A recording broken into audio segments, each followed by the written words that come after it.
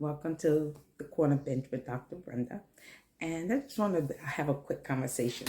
So yesterday I met a gentleman, and we were having a conversation about the two greatest commandments: to love the Lord thy God with all thy heart, thy soul, and thy might, and to love your neighbor as you love yourself. So he was like, no, I really can't get with the fact of the love thy neighbor as you love yourself concept. So I'm saying, why? He said, because he may have a neighbor on one side who they get along well, they interact with one another, but then he may have a neighbor on the other side where they never speak to one another, they pass one another, never have a good conversation to say.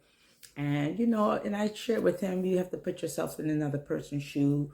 You don't know what a person is going through. They may have not intentionally overlooked you. Maybe, there's some vibe that you are not,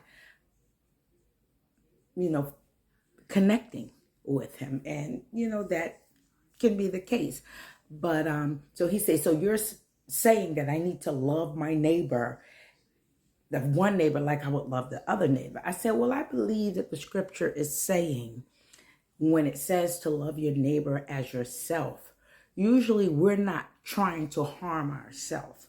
So the loving your neighbor as you love yourself would generally be, don't do harm to your neighbor. Don't try to create an issue or problem with your neighbor. And if all of us do that, then we can all live a quiet and peaceable life in all godliness and honesty. What do you think?